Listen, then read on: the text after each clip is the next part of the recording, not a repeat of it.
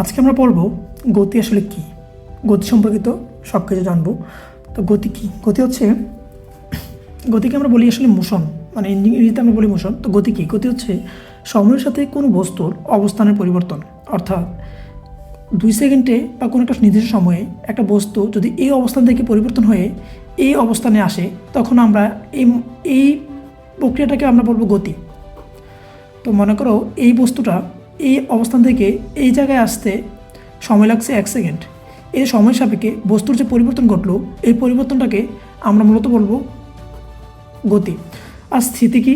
স্থিতি হচ্ছে সময় সাপেক্ষে যদি অবস্থানের পরিবর্তন না হয়, তখন আমরা ওই জিনিসটাকে বলবো স্থিতি। এখন অবস্থান আসলে কি? আমাদের অবস্থান সম্পর্কে জানতে হবে। অবস্থান কি? অবস্থান হচ্ছে, যদি তোমাকে আমি বলি যে মনে করো তোমাকে যদি জিজ্ঞেস করি যে তোমার বাসা থেকে মসজিদ কোন দিকে বা মসজিদ কত দূরে, মসজিদটা কোথায়, তুমি আমাকে কি বলবে? তুমি আমাকে বলবে, মনে করো তোমার বাসা মিরপুরে, তুমি বলবে যে মসজিদটা মিরপুর 10-এ আছে। তো তখন কিন্তু সঠিকভাবে আমি বুঝতে পারতেছি না যে মসজিদ আসলে মিরপুর 10-এ কোথায় আছে। এখন তুমি যদি আমাকে বলো যে তোমার বাসা থেকে মিরপুর 10-এ মসজিদটা তোমার বাসা থেকে 10 কিলোমিটার দূরে, তোমার বাসা থেকে 10 কিলোমিটার দূরে হচ্ছে, ধরে নাও 10 কিলোমিটার দূরে মসজিদটা। এখন আমি বুঝতে পারতেছি না যে 10 কিলোমিটার দূরে কোথায়। তোমার বাসা থেকে পূর্ব দিকেও 10 কিলোমিটার দূরে যাওয়া যেতে পারে, আবার পশ্চিম দিকে যাওয়া যেতে পারে 10 কিলোমিটার দূরে, উত্তর দিকে যাওয়া যেতে পারে, আবার দক্ষিণ দিকেও যাওয়া যেতে পারে। যদি তুমি আমাকে নির্দিষ্টভাবে বলে দাও যে তোমার বাসা থেকে 10 কিলোমিটার দূরে পূর্ব দিকে তোমাদের মসজিদ অবস্থিত, তখন আমার জন্য এটা বুঝতে সুবিধা হবে এবং এই বিষয়টাকে বলা হচ্ছে অবস্থান। তাইলে আমরা বুঝতে পারছি যে অবস্থান কি। কিন্তু এই অবস্থান নির্ধারণ করার জন্য আমাদেরকে যে জিনিসটা মাথায় রাখতে হয় তা হচ্ছে মূলবিন্দু বা প্রসঙ্গ কাঠামো। মূলবিন্দু বা প্রসঙ্গ কাঠামো কি? মূলবিন্দু হচ্ছে, আমরা প্রথম যখন তোমাকে জিজ্ঞেস করলাম যে মসজিদটা কোন দিকে, তুমি আমাকে বললে তোমার বাসা থেকে 10 কিলোমিটার দূরে পূর্ব দিকে মসজিদ, মানে এখানে তোমার বাসা হচ্ছে মূলবিন্দু। অর্থাৎ কোনো কিছু সাপেক্ষে যে জিনিসটা চিন্তা করা হয় তাকে বলা হয় মূলবিন্দু বা প্রসঙ্গ কাঠামো। তুমি তোমার বাসার সাপেক্ষে মসজিদকে চিন্তা করছো, এজন্য তোমার বাসা হচ্ছে মূলবিন্দু বা প্রসঙ্গ কাঠামো।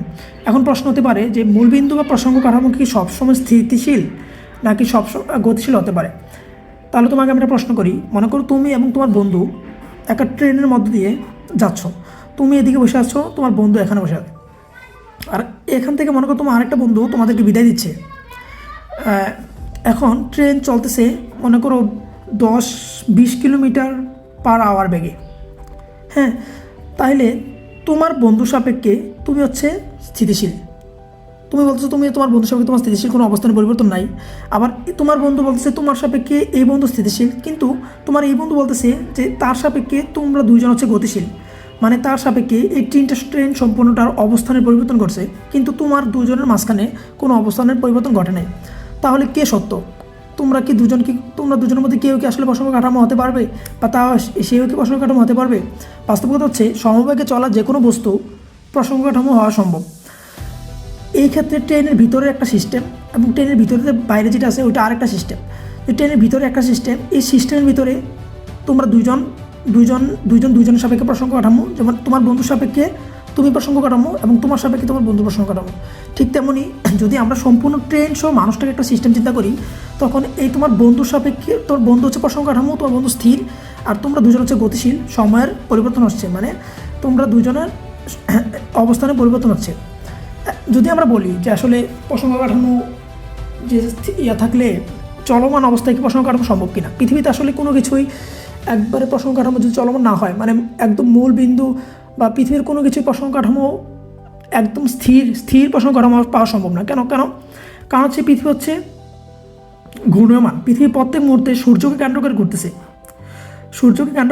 তাই পৃথিবীর ভিতরে প্রত্যেকটা বস্তু ঘুরতেছে। এই কারণে পৃথিবী হচ্ছে স্থির প্রসঙ্গ কাঠামো না।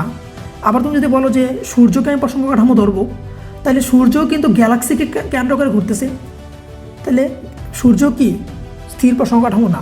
তাহলে আসলে চরম স্থিতিশীল প্রসঙ্গ কাঠামো বলে কোনো কিছু পৃথিবীতে পাওয়া যায় না, বা পৃথিবীতে বা এই মহাবিশ্বে মানে কোনো কিছু একদম স্থিতিশীল প্রসঙ্গ কাঠামো বলে কোনো কিছু পাওয়া আসলে অসম্ভব।